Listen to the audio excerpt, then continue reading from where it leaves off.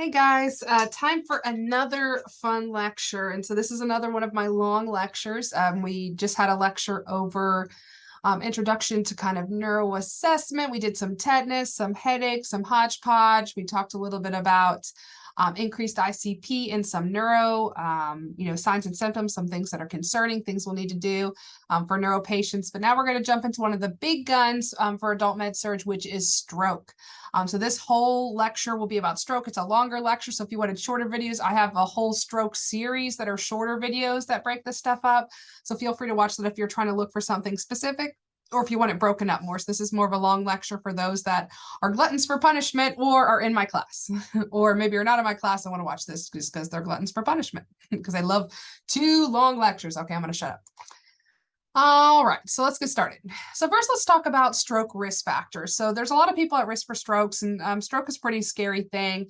It definitely can what do you call it? It can be something, that leads to a lot of debility in a patient. It can lead to a lot of severe consequences and things like that for a patient, a lot of change in their ability just to experience life on a day-to-day basis. So we want to know the risk factors because a lot of this is considered like a cardiovascular disease, which is, you know what, I like it more than others.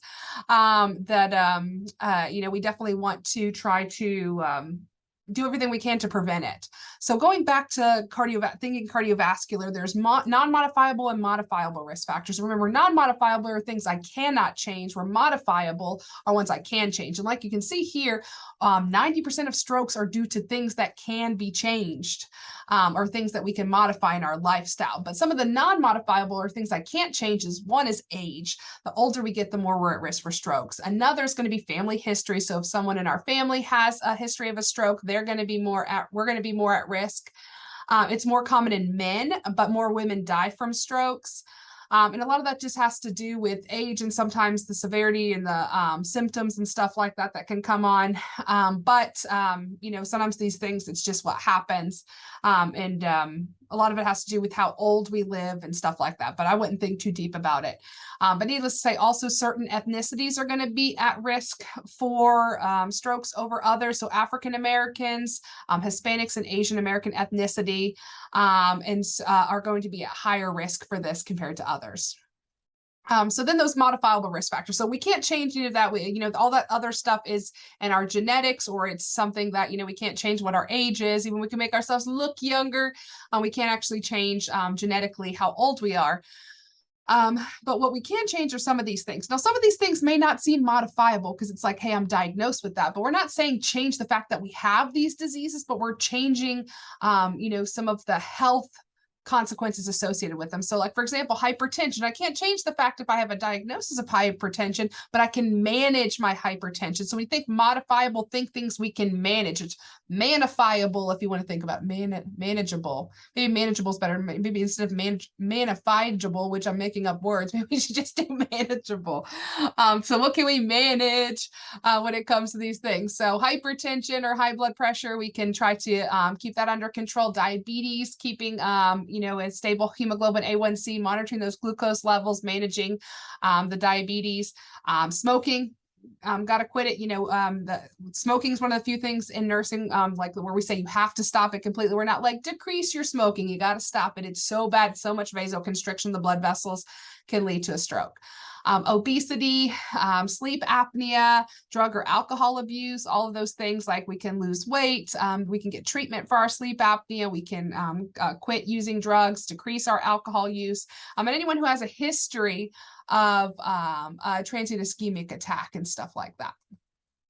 So what is a TIA or transient ischemic attack? So this is kind of like a baby or a mini stroke. What's happening here is this is your body. Think of it like angina, but in the brain. This is your body telling you, hey, you're about to have a stroke or you're having blockages in your brain.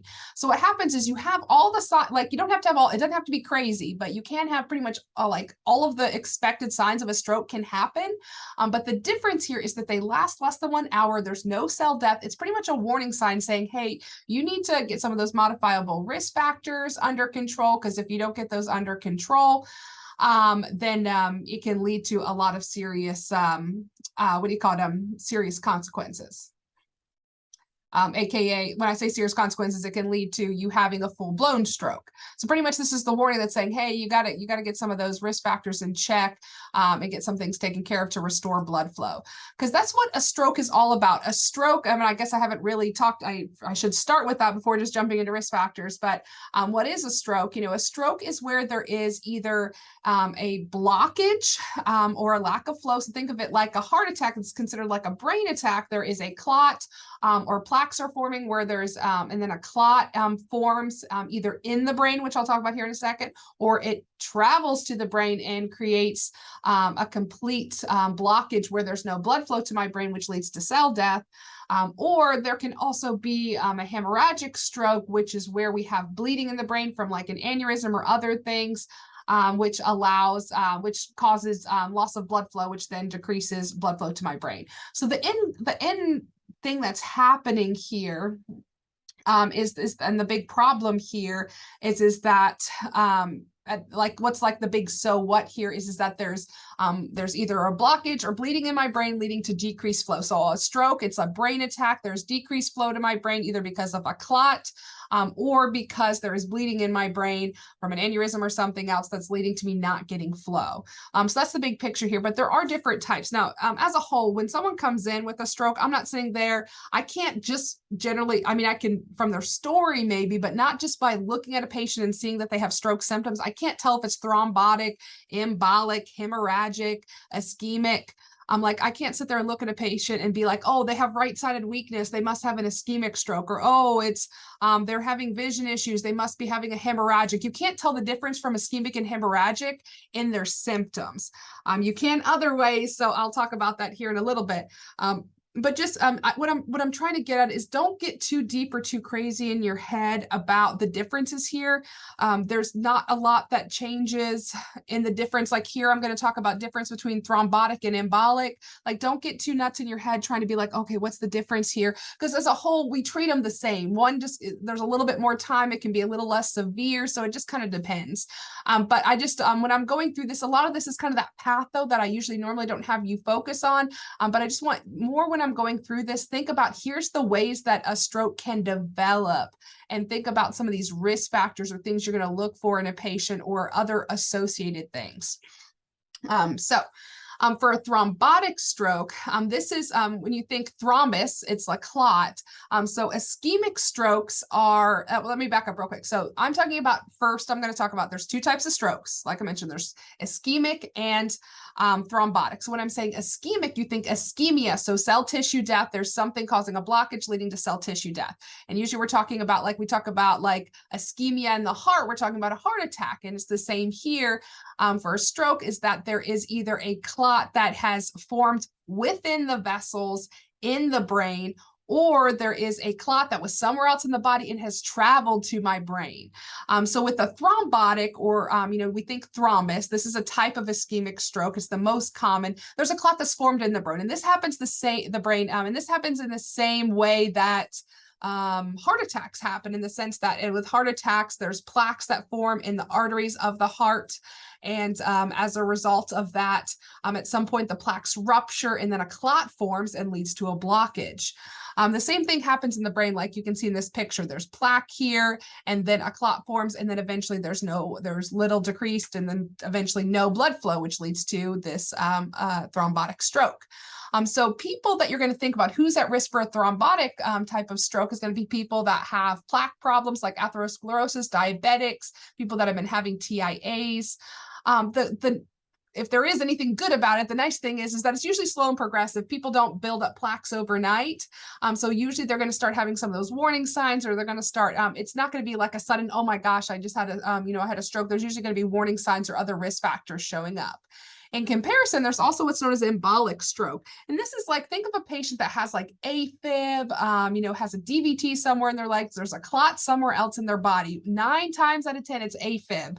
And they have, remember, in AFib, they have clots because there's pooling of blood in the top of their heart. So what's happening here, there's pooling in the blood in the top of their heart. And then at some point, these the pooling can lead to clots forming. And then if it's in the heart, where does blood in the heart lead to? It leads to the rest of the body. So if there's a clot that forms in the heart from AFib, it can travel from the heart to the brain and lead to an embolic stroke. And you think embolic, think traveling clot. So a clot forms somewhere else, it travels to the brain.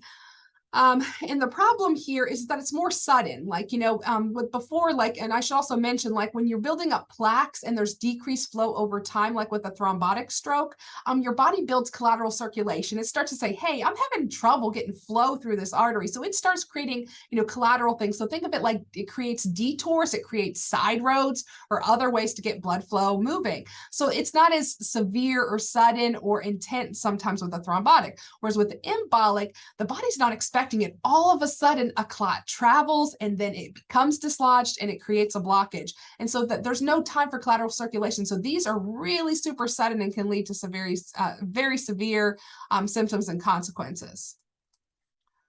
On the other end, there's also hemorrhagic stroke. And again, like, we're not going to sit there and be like, oh, well, is this intracerebral or is it subarachnoid on the test? Because at the end of the day, it doesn't really matter long term, but just start looking at some of these risk factors. Like, for example, for an intracerebral, which intracerebral is in the cerebral area, just like the name suggests, the most common cause is hypertension. So people with high blood pressure. So you have to think high pressure is not always necessarily high flow, but it's really tense. So think of like those pipes that just get really tense and eventually they blow.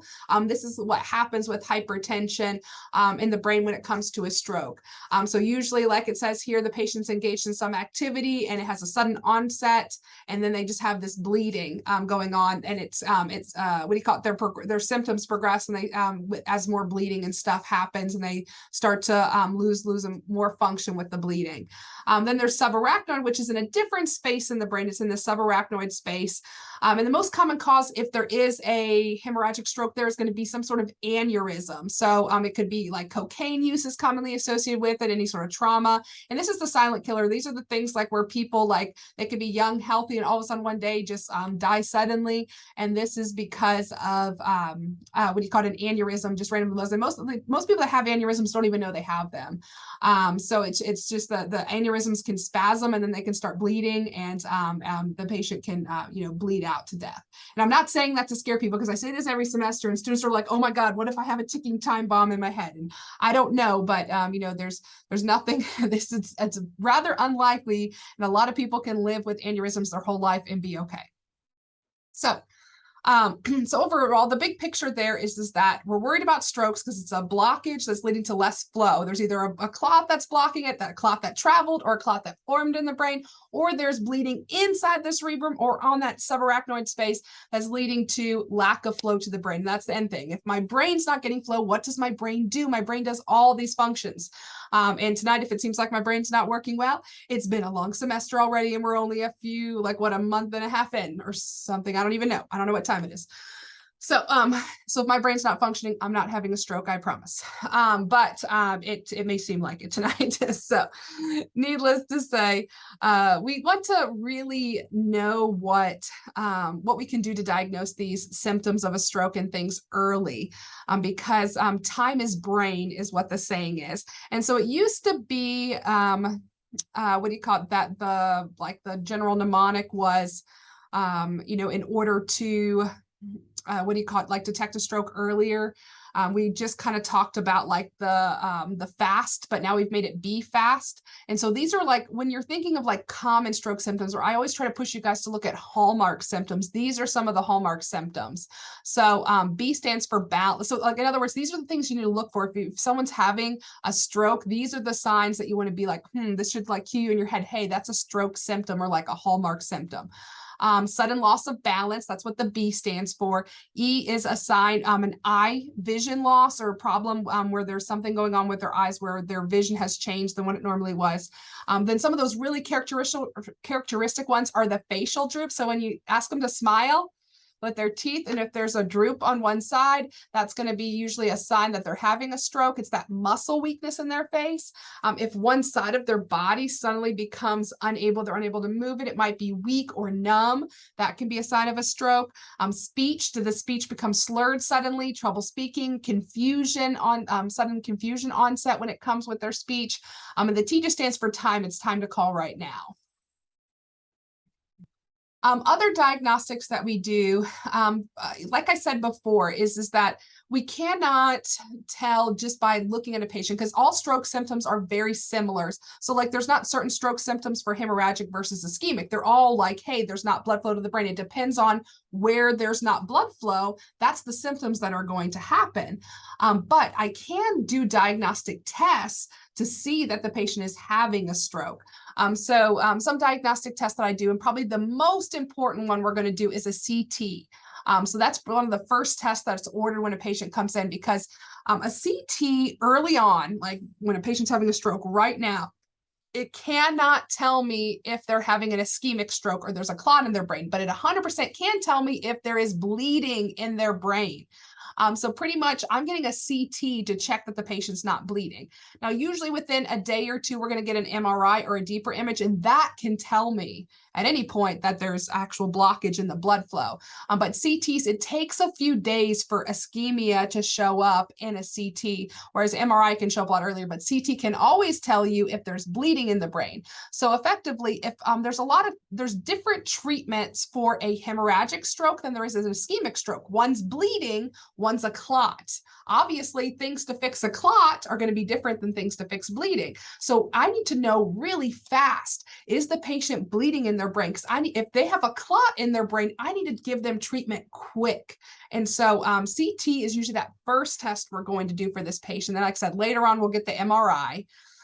We also want to look for any signs of bleeding or lack of clotting. A lot of times when people have hemorrhagic strokes, they can also have them as a result because they're on Coumadin or warfarin or other blood thinners, and they may be bleeding inside as a result of that. So we're going to check things like an H&H or a hemoglobin and hematocrit. We can also check their clotting times. Like if they're on warfarin, I'm going to want to know what their INR is. And we might check a PTT, PT, INR, that kind of stuff.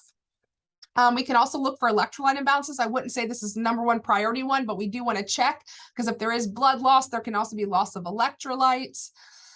Of course, there's deeper diagnostic tests, because just like we can go in cath lab and see what kind of blockages are in the heart, we can also do the same for the brain, and we can do what's called cerebral angiography, and that's going to allow us to look a little bit deeper in the brain and see where the blockage is, and we can even do interventions in order to open things up too. And then later on, not emergently, we do stuff like a carotid Doppler. So if I have ischemia, plaques and stuff here, I probably have plaques here in my carotids too. If I have atherosclerosis, it's a huge risk factor. So a lot of people can have strokes because they have really bad plaques in their carotids. So they're going to do like carotid Dopplers and things like that to assess blood flow overall. They're usually going to do that in the first day or two after they've had a stroke. And then we also want to look at if this patient is having a stroke. Remember, we talked about all those modifiable risk factors. And so we want to look at their general cardiovascular health. So we're going to do stuff like get an ECG, get a chest x-ray, see what else is going on with their heart. Maybe check to see if they are having a heart attack or they've had a heart attack in the past or have any heart damage going on right now, or any risk factors there. Because sometimes if I'm having a stroke, there's a lot of times there's probably plaques building up in my heart as well. So we want to take a general look at their health. An echo to see how well the heart is pumping, and then a cholesterol or lipid profile to see how high their cholesterol is. Because commonly, if I'm building up plaques in my brain, I probably have a plaque problem. So what are my overall priorities? So real quick here, I'm going to now transition into talking about acute stroke. Someone's coming in right now having a stroke right this second. Later on, I'm going to talk about how we manage stroke patients in general. But first, I just want to talk about, okay, what am I doing acute stroke? to help a patient that is struggling right now. There's no blood flow to their brain. What am I going to do? Because you want to kind of transition that in your brain because there's different priorities here. So right now, patients having an acute stroke, my big thing is flow. It's all about perfusion. It's all about maintaining blood flow to my brain. So go back and think about all those interventions I talked about in my last lecture. You can go back and watch it if you haven't seen it, where I'm talking about interventions that are going to manage ICP. So it's the thing like the neutral head, decreased stimulation, enough oxygen, not too much CO2, managing fevers, like all of those things that can be helpful. I also want to rapidly assess, which is why I said it's so key to know those key symptoms of a stroke. Stroke is like, it's considered like an activation, like we activate a code stroke when we're suspecting something's going on. And then we have to get treatment ASAP because treatment is time sensitive for a stroke, especially when we're talking about ischemic stroke. I know I talked about before, you don't really need to worry about ischemic versus hemorrhagic when it comes to symptoms, because the symptoms are going to be the same, but something that is very different between ischemic and hemorrhagic is treatment. So like I mentioned, ischemic, that's a clot. What do I do for clots? Normally, I know you're probably thinking, ooh, anticoagulation. That's not for an anticoagulation is usually used for someone who has a blood clot or something that's not life-threatening. When someone has something life-threatening, like they're having a heart attack, they have a pulmonary embolism, or they're having a stroke, we actually use the big guns, and the big guns are what is known as TPA, and I'll talk about that in the next slide. But this is a clot buster. It's actually going to break down a clot. I'm sitting here, I have a complete occlusion. I am not getting blood flow to my brain. I am not messing around. I'm not going to just give anticoagulation. I need something to bust that clot. We can also do what's called stent retrievers. And what these are is this is where they go in kind of like the cath lab procedure, but they go into the brain. And this is where they go to interventional radiology for this. They come in the middle of the night to do this. If someone's having an acute stroke, they go in and they do the same kind of things where they go in and suck the clot out, things like that. They restore circulation just like they do for heart attacks, but this time obviously in the brain. For hemorrhagic strokes, it's different. Hemorrhagic strokes, can I give them something that's not going to make them bleed? No, I don't want to give them anything that's going to make them bleed. So they are never going to get TPA. This is why I was talking about they have to get a CT super early because I need to see if they're bleeding or not. If they're bleeding, I'm definitely not giving them anything that's going to make them bleed anymore. So if they're on aspirin, if they're on Lovenox, if they're on anything, it needs to be taken off. It needs to be stopped. I want to manage any hypertension. A lot of times hypertension is the cause of these types of strokes. But I have to keep in mind with the hemorrhagic, and I'll talk more about this, but with hemorrhagic stroke, you have to think about it. If I'm bleeding and my pressure is really high, what's going to be worse? The bleeding is going to be worse. I'm going to bleed to death or bleed a lot faster. So I want to slow down that pressure. I do not want high pressures in these patients. I want enough pressure that I'm getting perfusion, but not so much that literally they're going to bleed to death. I also want to prevent spasm in these patients because a lot of times with those aneurysms, they can have spasms. So we'll talk about medications for this. And then the other treatments are going to be if it's an aneurysm, I can coil or clip it. So let's talk about acute stroke. So like because we said, majority of strokes that come to the hospital are going to be ischemic and they're going to be like thrombotic. So they're going to need some sort of clot buster or something to help them in order to break down the break down the blockage that's in their brain that's preventing them from getting blood flow. So client arrives to the hospital. What do you do next? First question you should ask yourself is, when did symptoms start? When is your last known normal? Because there's a certain window. It's what we call inclusion criteria for when a patient can, and when and if a patient can receive TPA. So we need to know, when was the last time that they were normal, or when did their symptoms start? The nurse is going to perform a baseline NIH, and that's a National Institute for Health. It's a stroke scale. They're going to do that because we want to see what their baseline is, because we're going to compare that as we're treating them to see if the treatments are helping or if they're getting worse. We also want to get baseline vital signs. Like I said, the CT, because the most important vital there is probably going to be, of course, your oxygenation, but the big thing is blood pressure. Because remember with these patients, if they're having a acute stroke, especially if I don't know if it's hemorrhagic or ischemic yet, no matter what, I don't want too high of blood pressure. The CT head needs to get completed ASAP. I need to see if they're bleeding or not, because that's going to guide what treatment they can get. If they're bleeding, it's a very different treatment than if they're not. Then I'm going to get labs. You're going to see here blood glucose. You may be wondering, how would I get a blood glucose? And the reason for blood glucose here is that, as strange as it sounds, a lot of the symptoms of a stroke can look a lot like symptoms of hypoglycemia. So I am ruling out that they're actually having a stroke versus maybe they're just hypoglycemic.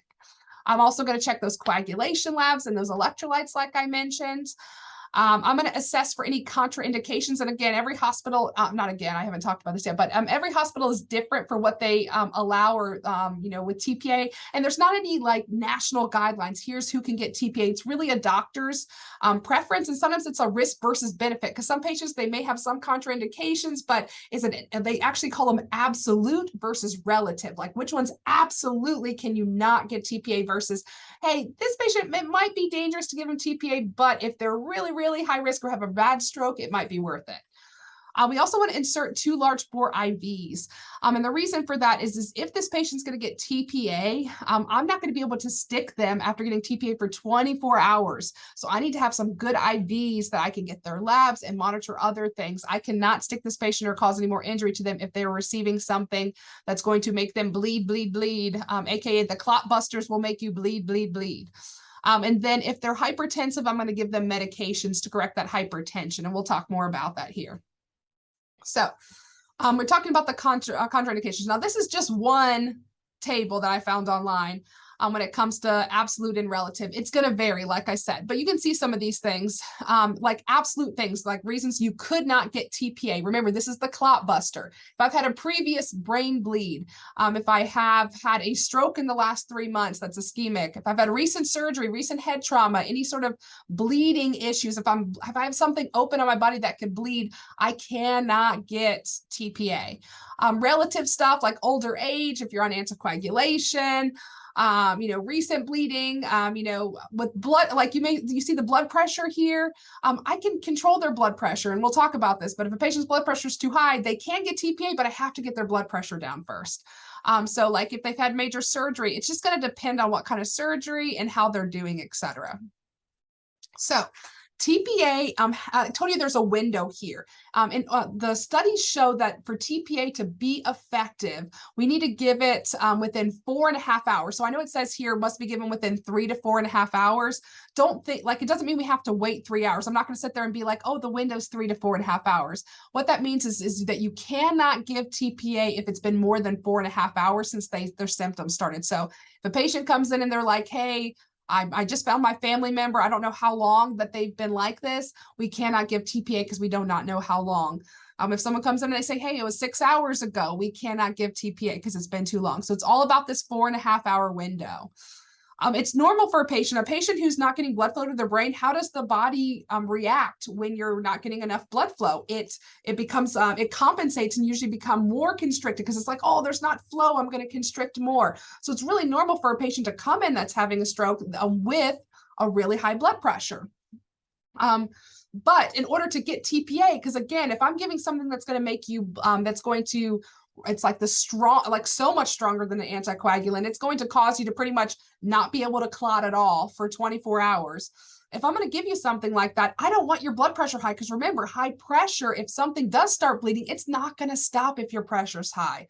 So in order for a client to receive TPA, their blood pressure has to be less than 185 over 110. So what's my role as the nurse for a patient receiving TPA? Overall, I need to do frequent vital signs, check their blood pressure. I'm looking for signs, of course, that their blood pressure is too high, but also if a patient's bleeding, you have to think about, like what would that look like? Their blood pressure could drop. So I'm going to be watching for that. And probably the most important assessment with TPA is their neuro status. Like what's going on with their mental status? Are they changing? Are they improving? That NIH that I was doing, is it getting better? When I say most important, it's really hard to say now. I'm like, well, actually, the most important assessment is, are they bleeding? So I'd say neuro and bleeding are 2 of the most important things that you're going to be looking for. So the neuro status, they kind of go hand in hand, because you want to think about with neurological status, if someone's mental status is getting worse, you have to think about, oh, what could that indicate? So think about it this way. A patient comes in, they've had a stroke. They came in and maybe they were having symptoms, the weakness, blah, blah, blah. You start giving TPA, maybe they start getting better, but then all of a sudden they start getting worse again. What do you think is happening?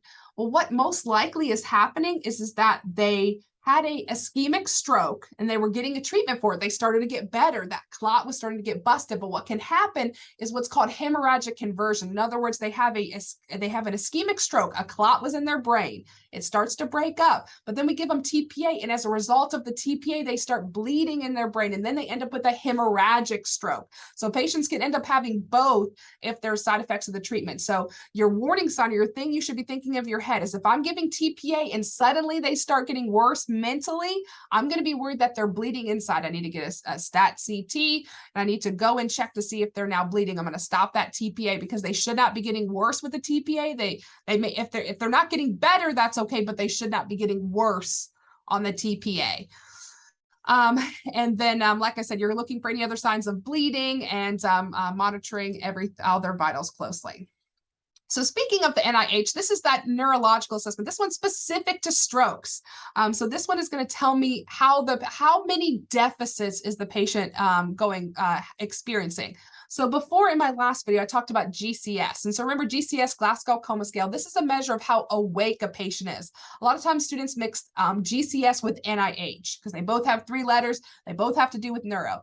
GCS tells me how awake I am. It's 3 to 15. The higher the number, the more awake they are. The lower the number, the more asleep they are. The NIH is backwards. The NIH can be 0 to 42. The higher, the worse they are. The lower, the better they are. So think of it this way. GCS, the higher they are, the higher the level of consciousness they are. The lower they are, the lower level of consciousness. With NIH, the higher they are, the more deficits that they have. The lower they are, the less deficits, because this is counting how many deficits they have. And the lower the score, the better the usual outcome.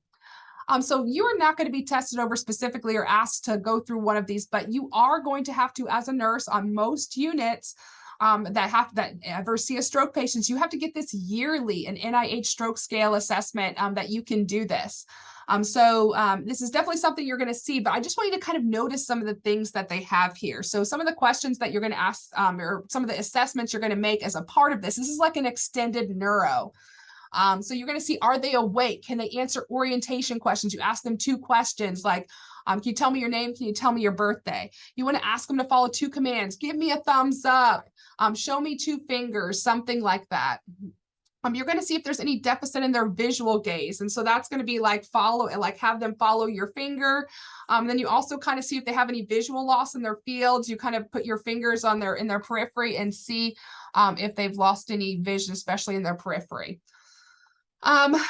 You're also going to do things like you're going to have them smile at their teeth and see if they have any facial palsy. You're going to have them put their arms out and see if there's any drift in one arm, same with their legs. So you can see here, we're kind of doing like there's level of consciousness, orientation, there's vision here. We're looking at motor strength. I'm just kind of talking about big categories.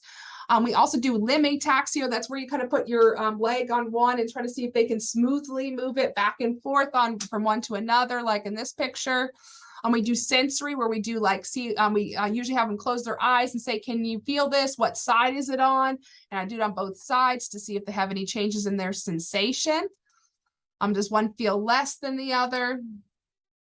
Then I also, did I miss one? Okay, just making sure. Then we also check their language. So we have them say, this is the actual card we use. So we have them say, you know how, down to earth. Because some patients with stroke can have problems with articulation. And that's what this one is. So think of these words, mama, tip, top. See how I have to articulate these words? And so that's what we're looking for when we're talking about dysarthria. We're also looking at their cognition because we have them look at these pictures and like identify objects, because people with a stroke can have trouble identifying objects. We also have them think about like what's going on in this picture. Oh, there's water flowing out. Oh, this kid is about to fall off because he's grabbing for a cookie for the cookie jar. Can they see or understand these concepts? And then extinction and attention just has to do with being able to give attention to both sides of the body, or a loss of ability to, like there's some people that have what's called left-sided neglect, where they can neglect one side of their body. So there's some assessments with that. But don't get in depth where you're trying to memorize that, but just understand, look at all the things. There's sensory, motor, cognition, language. There's so much there that can be affected by the stroke. So you want that number low. The lower it is, the better the outcome for the patient. So there's also, like I said, you can go to IR and they can go kind of like with cath lab where they go in and they take clots out, put stents in. They can do the same. They can do what's called a stent retriever. And what goes in, they take a stent and put it in and use it to suck up the clot, take that clot and extract it. It allows for immediate blood flow. Sometimes patients get TPA plus they also get a stent retriever. They go and they have something like this done. It just depends. So now let's talk about hemorrhagic strokes. Like I said, for these patients, there's less that we can do. A lot of it's just managing their blood pressure, making sure we're not going to make them bleed anymore. And then if they have an aneurysm, decreasing spasm, and then maybe doing a coiling or a clipping if it's appropriate. So a lot of these patients, it's less active treatment. So like it's kind of harder when they have a bleed. There's not as much we can do for them, but we can make sure that there's nothing else that they're on that's going to cause them to bleed more. We can keep that blood pressure under control. And like I said, there's a medication with aneurysms. They can commonly have spasms, which can lead to more bleeding. So we can give a medication called M.H.D.R.C.R.D.H. It's a calcium channel blocker for those that are thinking, isn't that a cardiac med? And if you're thinking that, I love you. But it's a calcium channel blocker that's going to decrease spasms in the arteries. So we give that regularly for patients that have aneurysms and specifically for subarachnoid hemorrhages. Then surgically, we can go in and evacuate. If it's really severe bleed, we'll go in and evacuate it. If it's an AVM, which is an arterial venous malformation, it's like a genetic thing where the way you're born, your blood vessels are born kind of twisted and all tangled up in your brain. They can resect that because that can decrease the bleeding there. Or if there's an aneurysm, they can clip it like this, like literally clip it to stop it from bleeding, or they can put a coil in it so it stops bleeding. So overall, remember, we're still talking about acute stroke here. If a patient's unresponsive, then what we can do is we want to always think ABCs first. So a lot of that stuff I talked about in my last PowerPoint about the care for unconscious patient, support their ABCs, head to bed up, oxygen, protect their ICP, head neutral midline, seizure precautions, and we want to minimize stimulation. So I think that's it for acute. So now we're going to kind of get into, okay, what happens now long-term? So overall, like to sum up acute, for acute patients, we're trying to, we want to, as soon as possible, get in, diagnose that what kind of stroke they're having. Well, really, and we can't always tell that they're having an ischemic stroke, but we can tell that at least they're not having a hemorrhagic. What do you call it? We get in treatment. If it's ischemic, we're going to give them things to bust that clot, or we're going to go in and do a procedure to suck that clot out. If it's hemorrhagic, we're going to manage blood pressure, prevent them from bleeding more, and try to take care of if they have an aneurysm. So I mentioned at the beginning, stroke is a big problem because there's so much debility around stroke. There's so many ways that it affects your body. So now we're going to really get into symptoms, like the deep symptoms and long-term debility that can happen. So, like I'm putting here just priorities that are going on during the acute phase. And we're like, we're worried about their ICP. We want to keep the head, neck neutral and everything like that. We're trying to do all that stuff. It's not that that's not still important ever, but I'm less worried about that. I'm all about their deficits, what deficits they're experiencing, and how can I prevent their deficits from getting worse and improve their quality of life, improve their own self-care, because there's a lot of self-care deficit in these patients. So let's talk about what a stroke patient looks like overall.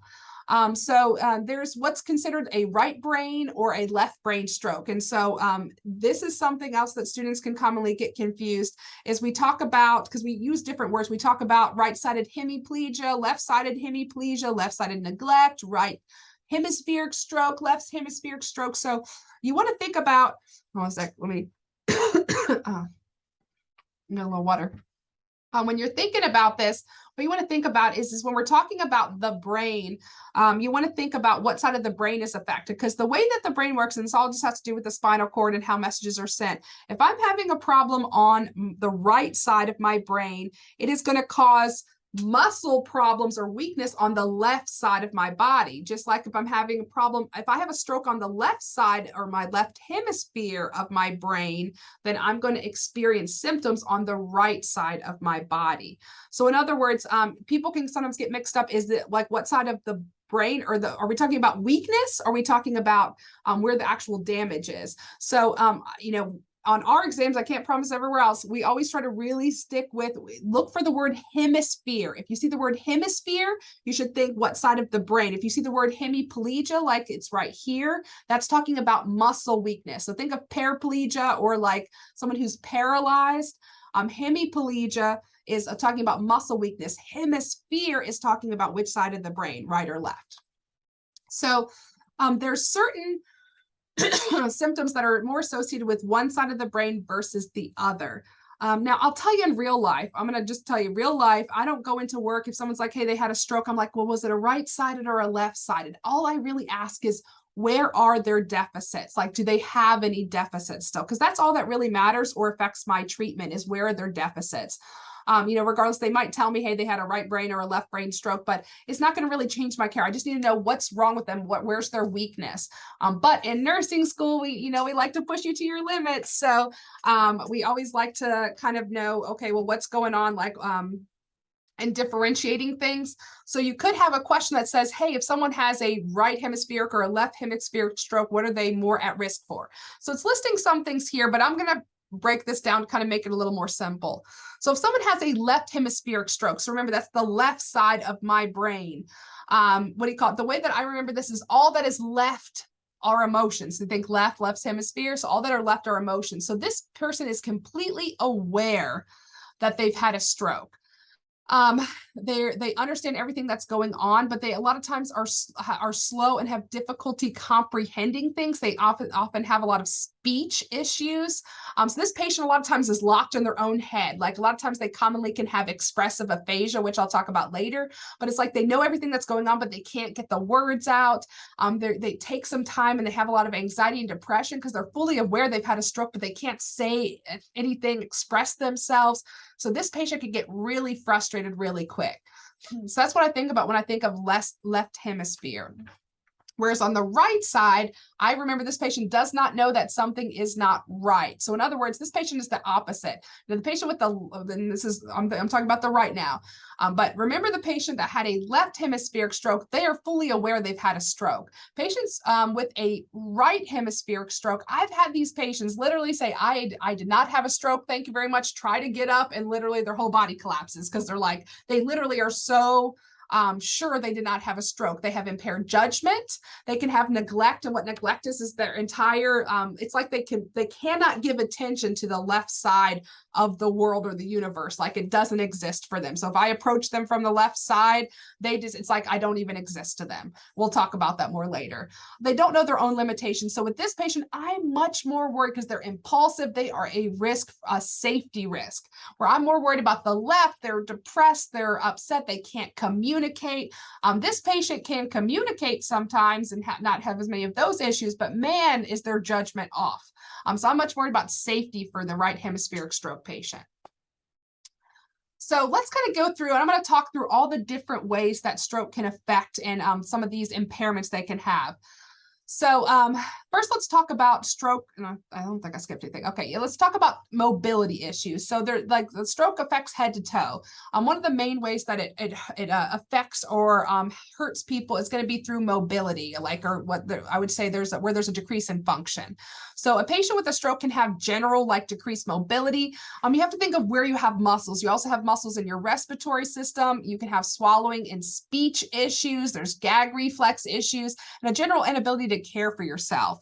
So I have some key terms on the next slides through all these. So just know there's a lot of terminology for stroke. So this is a great time for some flashcards, but do something that makes sense to you. Because it's very possible we could use some of these and you're expected to know these terms when you're on an exam. So first term is akinesia. So I always think A is without, and then kinesia or kinesthetic is movement. So without movement. So it's the absence of normal motor function, impaired motor movements. Ataxia, I always remember you need a taxi to get around. So this is a person that's like a drunk walk, like they lost their coordinated movements, but this is how they always walk. And then we also talked about I haven't yet really quite touched on, but what's called hemiplegia. So paraplegia is where from my about around my below my diaphragm, like abdomen below, I'm paralyzed. Hemiplegia is split this way. So it'd be right or left sided weakness. So this is a patient, again, if they had a right hemisphere or right brain stroke, my from my face down to what do you call it, all the way to my toes, I can have weakness on this side. Does that mean I always have weakness? No. But it just depends. Plegia usually refers to they have a profound weakness. So usually when you see someone's hemiplegic, think paralyzed, like that this whole side is what do you call it, completely weak, or it's like, I mean, literally if you put their arm up, it's just falling straight down. If I had a left brain stroke, then it's going to be my right face and all the way down the right side of my body. There's also a word that's called hemiparesis. Usually when we say hemiplegia, it's a complete like paralysis. It cannot move. Hemiparesis means it's weak, but maybe you can still move it. So what do we do as the nurse to support mobility? So for a stroke patient that's having mobility issues, like general mobility issues, I can do range of motion exercises. I'm going to do things like elevating their limb. Like this lady, you can see she's got use of this arm, but she needs to keep this one elevated and keep it in a normal position so it doesn't get a contracture or get stuck in the same position. You can utilize hand cones. Now, your textbook says do not use rolled washcloths. But I'll tell you in real life, we totally do, but you're not supposed to. I have never seen a hand cone in my life, but this is the normal anatomical position for a hand. So if you work at a hospital that has hand cones, bully to you. That's what's supposed to be used. We never want to pull the patient by their limbs, especially not, obviously, we're talking here about their weak limb. And then we're going to do things like put on orthotic boots. So these are called POTUS boots. They help to prevent foot drops. So what can happen when there's no neurological stimulation to that limb is that instead of the foot sitting upright, like normally we wear shoes and the shoes tell our foot to stay in a certain position, the foot literally in the bed, you'll start to see it drop or kind of point outward. And so that's what's called foot drop. So we can put them in orthotic boots to prevent that. We also want to do early mobility for these patients, get them up and moving, balance training. There's a lot of PT, physical therapy and occupational therapy used, and adaptive devices as well. I'll talk more about mobility here later. So stroke patients are also high risk for injury. They have paresthesia. They can have paresthesias where they're numb or they have numbness or tingling on the affected side. They can also have trouble just in when it comes to an inability to recognize familiar objects, people, or things. So I would say they don't know what's going on if you think about agnosia. This could be like their family member could be at the bedside and they don't even recognize their family member, or they you hold up an apple and they don't know what it is. So that's why the stroke affects so many different levels. So they're at high risk for having safety issues and having other problems come up, which I'll talk more about safety later. But what am I going to do overall to help them? So if this patient can't feel on one side of their body, or if they're neglecting one side of their body, I need to watch their weak or paralyzed side for them. I need to especially be paying close attention to hygiene. I need to be looking for trauma. I need to be watching their positioning. I'm going to use mobility devices, like I mentioned, to maintain a normal anatomical position, turning every few hours, and I'm going to assess their pressure points regularly. And here's a little diagram that shows where your pressure points are when you're sleeping or laying down or in bed or a chair. Now let's get into some of the other bigger problems.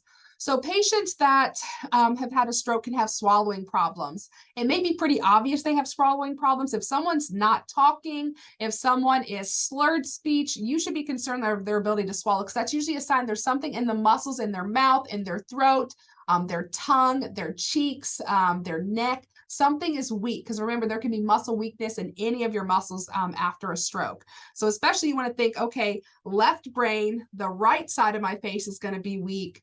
Right brain, the left side of my face is going to be weak. So what they can do is pocket food. So I'm worried if I've had a right brain stroke, that food can get pocketed on this side. So I'm going to feed them on this side. In a left brain stroke, they're going to be weak on their opposite side. So I'm actually going to feed them on their left side. So in other words, if you're thinking about feeding a patient, you want to feed them on the side that they actually had the side of their face that they had their stroke. So if I had a right brain stroke, I'm going to feed them on the right side of their mouth, because they're weak over here. So I need to feed them on this side. They've had a left brain stroke. They're weak on their right side. So I'm going to feed them on their left. So left feeds on left, right feeds on the right. So, because what can happen on that weak side is they can pocket food. The food gets stuck there. A word or a term you might want to know here is what's known as dysphagia. And so I remember this is like phagocytosis. If you remember back in, your biology classes and stuff like that, where the cells chomp stuff. What do you call them? So, but dysphagia, and there's multiple dysphasias. There's dysphagia with an S too, but I always remember also look at this dysphagia with a G. I think G, you're gulping food. That's how I remember dysphagia, this one. So how do I support them in swallowing and, aspirating? It's so key. Probably one of the most important things you can do to prevent aspiration in these patients is you need to assess for a gag reflex or do a swallow eval. Some of these patients may seem fine and they have no gag reflex. You have to check their gag reflex before you feed them. You also want to do a very thorough swallow examination. And so a lot of times we can do this as a nurse. If the patient's pretty safe, we'll give them like a little 10 cc like medicine cup of water and see how they do with that. But if the patients, a lot of hospitals prefer the speech therapist to come and do them. It just depends on how severe, if they're having a deficit or showing any signs where they might be at risk. But if you have any concerns, you always should put an evaluation in for a speech therapist to come evaluate them. You want to make sure the food has enough texture, temperature, and flavor to stimulate them to swallow. So this is a good excuse. If you're someone who's a picky eater, you can just say, oh, I'm sorry, your food doesn't have enough flavor for me to swallow it. I have to eat something else. I'm totally joking. But this is actually true. You might not know this, that food has to have enough texture. So it can't just be plain mush or like plain liquid. It has to have a certain temperature and a certain flavor to really it's not that you can't swallow it at all, but it's going to help your muscles. It helps to tell your muscles and talk to your brain to say it's time to swallow. So in other words, we don't want, completely just we like foods that might be, we might need to have them on a, more pureed diet, but not necessarily. So a lot of times students get this confused where they think that everything has to be blended and really just smooth. But food also has to have enough texture. And so sometimes for these patients, they might just need a soft diet or things like that. They may need a difference in texture, but not every patient that has a stroke necessarily needs that. So just keep that in mind, that yes, we do want them to be safe and they may need a different type of diet like puree, but not always. And we have to find that balance because again, to swallow well, you have to have enough that texture, temperature, and flavor. We do want to avoid thin liquids in these patients. We usually are going to need thickener. Again, not always. It just depends on what the results of the evaluation are. But if a speech therapist evaluated them and says they need thick liquids, you always want to add this thickener like this to everything that they're drinking. Like I said, we're going to place the food on the unaffected side of the mouth. So right brain, I'm weak over here, so I'm going to feed them on the right. Left brain, I'm weak over here, so I'm going to feed them on the left. Oral hygiene's key because they can pocket or food can get stuck because they are not going to have as much strength in their mouth. If they're unable to take oral, we might need to give them, get a PEG tube or give them parenteral nutrition and assess their respiratory status frequently. They can quietly aspirate very easily. So now let's talk about communication. So the word, remember I said there's dysphagia. There's also dysphagia with an S or aphasia, which, people always ask what's the difference between dysphagia with an S and aphasia with an S. Dys is usually like a dysfunction where A is without. So excuse me, aphasia is the loss of the ability to express or understand. So it could be and or any sort of speech or have repetitive speech. Whereas dysarthria, that's what I talked about before, where you cannot articulate. So I always think dysarthria, articulation. Arthur, you cannot articulate. And I remember I said with dysphagia, I remember the G for gulp. I remember aphasia, the S is for speech. So there's a couple different types of aphasia. There is global aphasia where they can't do anything. They can't speak. They cannot receive messages. This is not as common. Usually a patient's going to have one or two of the other ones. The first one is what's known as expressive aphasia. This is a difficulty forming words. So they have trouble expressing themselves. You might also hear this referred to as Broca's aphasia. I can talk. Broca's aphasia. So Broca, I always remember Broca, their speaking is broken. So patients with expressive or Broca's aphasia, they speak in short phrases with great effort. So this is a patient that's going to sit there and you're going to ask them, hey, what's your name? And they're going to be like, yeah. And then they might be able to and like they're, you can see they're struggling. They're trying to get their name up, you know, they're trying to say their name. They can't get it out. What do you call it? They get frustrated easy. This is a lot of times that patient that had that left brain stroke, all that's left is emotion. They get frustrated because they're trying to express themselves and they can't. And they often omit small words. So they might just say wash hair instead of saying, I want to wash my hair. I want to take a shower and wash my hair. They're going to just have small words. I've had people that have repetitive speech where all they can, I had a patient once that all she could say was, yeah, like so like every time she said anything it was like yeah, but like all she said was yeah, but her inflection would change. Then I've also had patients where they said the same like a phrase over and over. I've had patients that can have like they just have like little words, or sometimes some things are easier than others.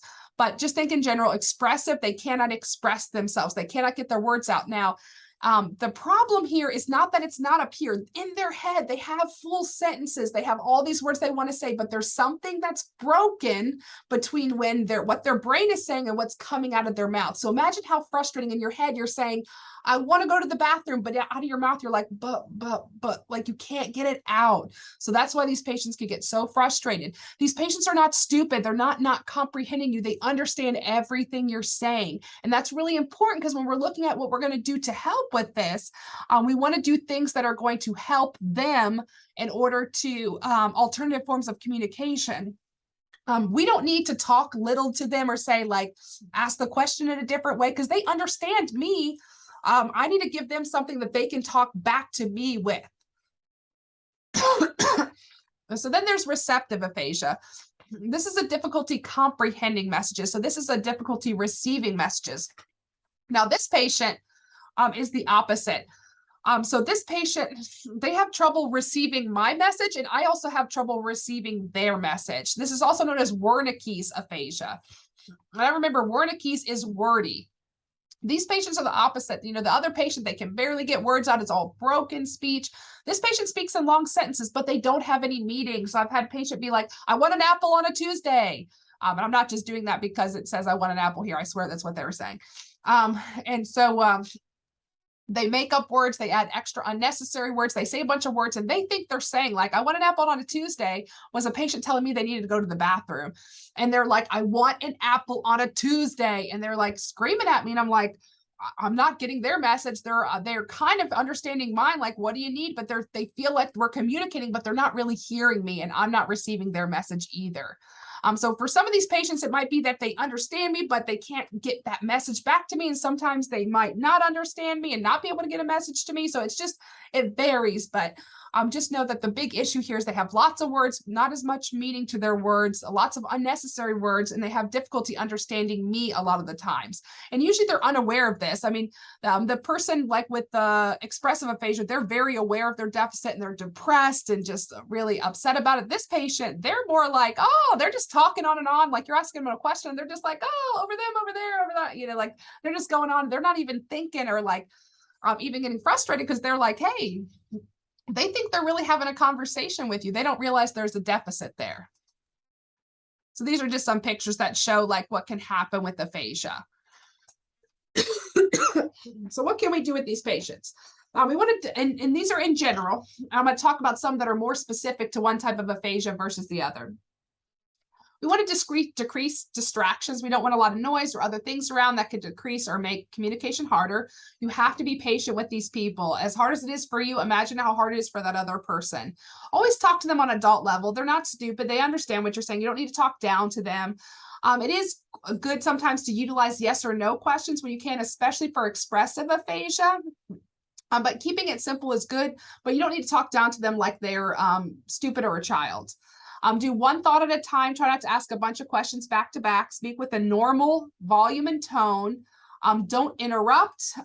Don't try to force communication if they're not into it. And you want to utilize gestures and demonstrations. Overall, for expressive aphasia, a lot of the best things that you can do is do something like this, like a communication board. Because remember, the problem isn't you getting a message to them, it's them getting a message to you. So you want to give them something, a way for them to get a message to you. You don't need to change how you're giving the message to them. Maybe keep it simple, all this stuff. But all you really need to do is give them a means, whether and I should mention, because people always say that, we'll just have them write it down. Their expressive aphasia goes with writing a lot of times too. Majority of the time, they can't write either. So you want to do things like communication board and things like that that are going to allow them to point or otherwise show what they need, et cetera, to express themselves. For receptive aphasia, again, that message isn't always going across. It's a little bit harder. So sometimes we have to use more gestures, demonstrations with receptive so that they're receiving my message better. Because remember, receptive, it just depends on if they're receiving my message or not. If they're not receiving my message, I need to change what I'm doing in order to do that.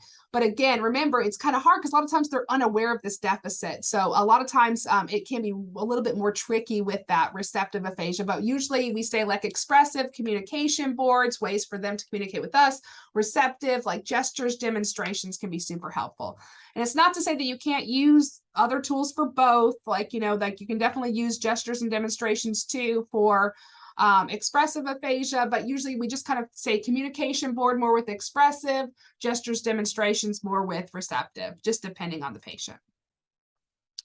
So now I got some really fun words. You're going to love this. There's visual and perceptual problems. The first one's known as homonymous hemianopsia. Did you know that was going to come out like that? It took me about 4 semesters to pronounce this word.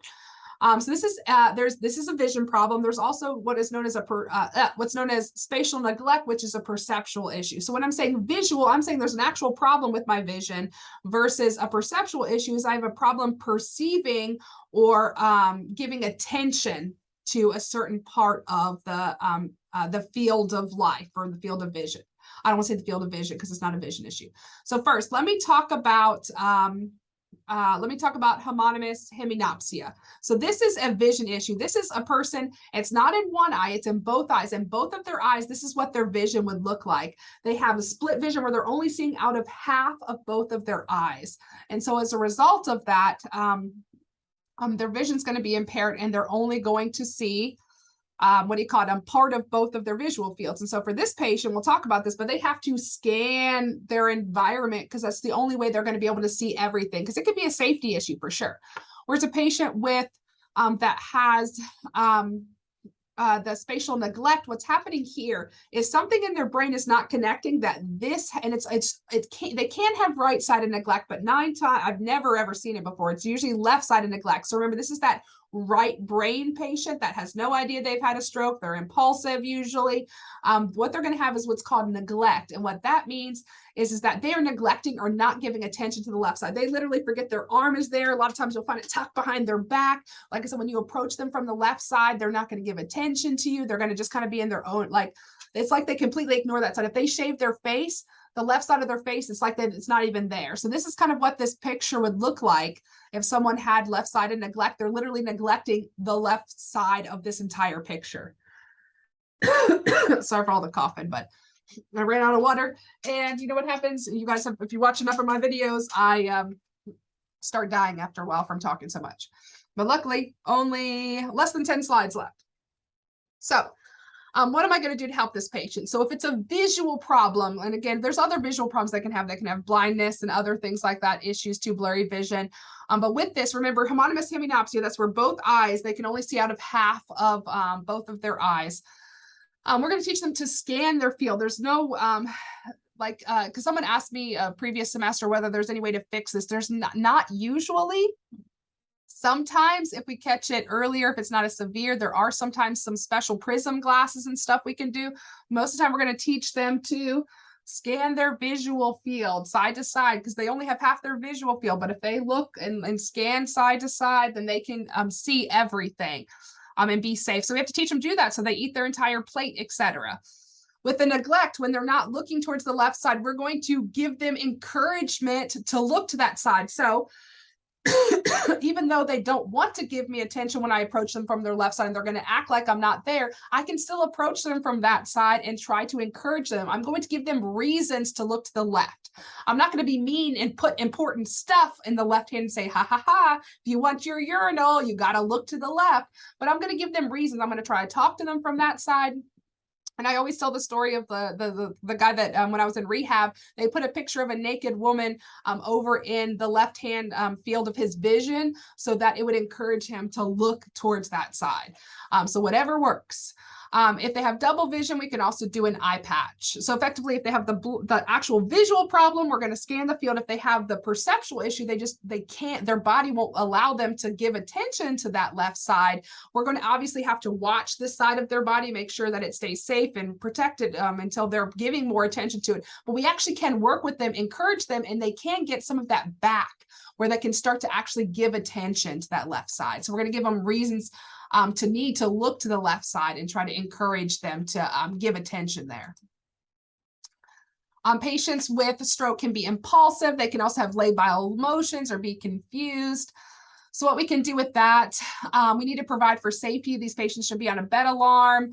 We want to break down things into simple steps. We don't want to make them feel stupid. You know, we want to make it real simple. And again, sometimes the patient that has the left hemispheric stroke, they can really struggle. Like, it's not that they don't understand you, but it's just they have to take things really slow. Or remember, the left brain, did I say that right? Yeah. Right brain stroke, or right hemispheric stroke, they can have, and I hope I said that right. Left is all that's left, or is emotion. They can be really slow. Right brain stroke, they can be really impulsive. So you want to, you know, make sure you understand that if they did have that type of stroke, they may be more prone to those types of behaviors. So, but you want to provide for safety, bed alarm, no clutter, good lighting, non-slip socks. I have those to the right and left. And see, I say sided here. This should say right brain stroke, right left brain stroke. I will update that hopefully for my actual class, but I'm sorry that is not updated, but it should say right brain, left brain, because when they say sided, students get confused sometimes. So therapeutic communication is important for these patients. Provide psychological support for both the patient and their family, because a lot of times the families become automatic caregivers in this. So overall, they can also have self-care deficit and issues with voiding and issues with just taking care of themselves. So we definitely want to consider that they can have bowel and bladder incontinence. They can have limited ability just to do the day-to-day stuff. So we really want to encourage them to do as much as they can for themselves. We're going to have them utilize adaptive devices. We want them to do their own ADLs if they can. We want them to be safe. So we may have to help them, but we want them to have as much independence as possible. Good hygiene is important. If the patient's unable to void, we may do timed voiding where we schedule and we get them to the bathroom every couple hours. But they also can have urinary retention. So we're going to assess for that as well and make sure that they're going often enough. Same with their bowel movements. They may need regular scheduled trips to the bathroom. So over time, there's a lot of complications. These patients, because of their mobility issues, can be more immobile. So I need to support this patient to, make sure that they're not having consequences of having, like, especially during that acute period, the increased ICP. I want to make sure that they're not getting lung complications like atelectasis and pneumonia. I want to make sure that they're not getting blood clots or having any other complications of immobility like skin issues. So overall, to promote good neurological functioning and support, remember, we're going to keep them NPO until we do a formal swallow evaluation. We're going to do regular neurological and NIH assessments to check, because remember that decreased level of consciousness is a very sensitive measure. If they're having a decreased level of consciousness or a change in that, that's usually a very early sign that there's a problem in my brain, like increasing ICP.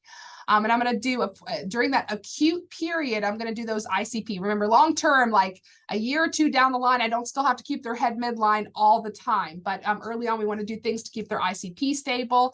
I'm going to manage their hypertension and keep that in check so they don't have another stroke or have more issues. I'm going to do things to prevent blood clots like SED, TED-HOs, ambulation as appropriate, then stuff to prevent pneumonia, atelectasis, turn, cough, deep breathe, incentive spirometer, and then regular turning and skin assessments are going to help this patient to prevent complications.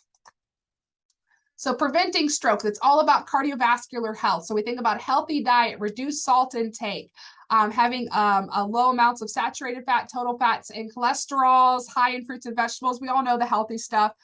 A lot of it's about salts and fat. We want decreased salts, decrease of the wrong types of fats.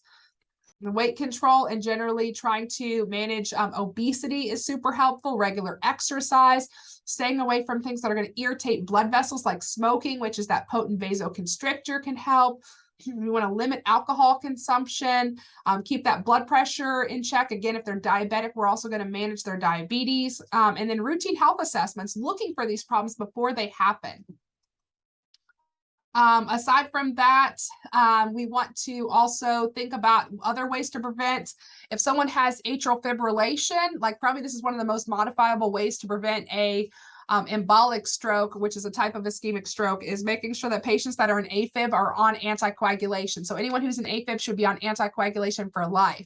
Other things that can help, and this is a plaque problem, and for a lot of these types of most strokes are plaque problems. So being on statins and also antiplatelets help.